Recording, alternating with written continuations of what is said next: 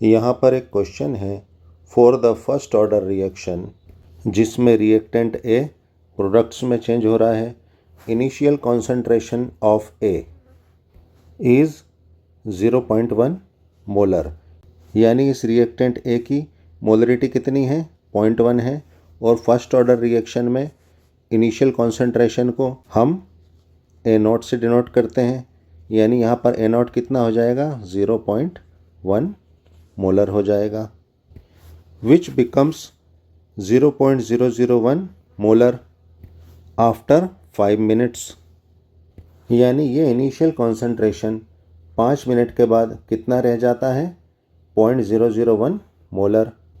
यानी after time T, यानी 5 minute के बाद ये क्या है, रिमेनिंग कॉन्सेंट्रेशन है, यानी बचा हुआ कॉन्सेंट्रेशन है, सांद्रता है, जिसको हम फर्स्ट ऑर्डर रिएक्शन में किससे डिनोट करते हैं, AT से डिनोट करते हैं। यानी यहाँ पर AT कितना है, 0.001 मोलर है, यानी ये हमारी टाइम टी के बाद बची हुई सांद्रता है। Rate constant for the reaction in पर मिनट इज़, यानी यहाँ पर इस फर्स्ट ऑर्डर रिएक्शन के लिए रेट कांस्टेंट यानी के पर मिनट में पूछा जा रहा है। यानी यहाँ पर हमें क्या निकालना है, रेट कांस्टेंट निकालना है, और किस यूनिट में निकालना है, पर मिनट में निकालना है। इसका मतलब यहाँ पर हमें मिनट की यूनिट चेंज करने की ज़रूरत नहीं, हम टाइम की वैल्यू मिनट में ही रखेंगे। तो यहाँ पर आंसर होगा सेकंड वाला, यानी 0.9212। ये किस तरह से होगा, आइए हम देखते हैं।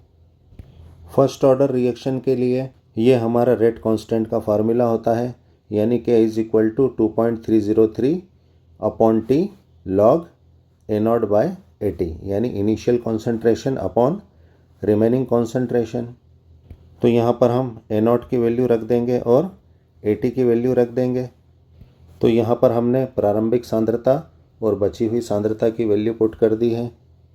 यहाँ पर पॉइंट से पॉइंट कैंसिल, अब ये जो 2 पॉइंट है ये ऊपर जाके क्या बन जाएंगे, 0 बन जाएंगे। तो यहाँ पर ऊपर क्या हो जाएगा, 100 हो जाएगा। तो यहाँ पर हमें 100 प्राप्त हो गया है। हम जानते हैं कि यहाँ पर हमें लॉग निकालना है, तो लॉग जो है 10 की पावर में निकालना आसान होता है, तो हम इसको 10 की पावर में बना लेंगे।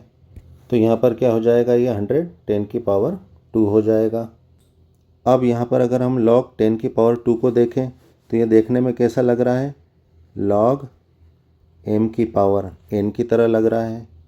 और log m की पावर n का हल, यानी log m की पावर n को हम कैसे लिख सकते हैं, n log m, यानी इस फार्मूले में ये जो पावर में n है ये कहाँ आ जाता है, सामने आ जाता है। तो यहाँ पर ये 2 भी क्या होगा, log के सामने आ जाएगा। तो यहाँ पर क्या हो जाएगा, 2 log 10।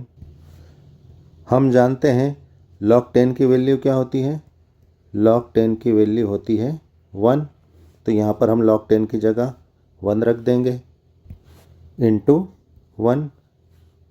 अब यहाँ पर हमारा टाइम कितना है, 5 मिनट्स है, तो यहाँ पर हम टाइम की वैल्यू रख देंगे। तो यहाँ पर ये टाइम 5 मिनट है। अब इनको कैंसिल करने पर K की वैल्यू क्या आ जाएगी, K की वैल्यू आ जाएगी 0.9212 मिनट इनवर्स। तो यहाँ पर हमारा रेट कांस्टेंट हमें प्राप्त हो गया है, जो कि हमारा आंसर सेकंड है। Thanks for watching.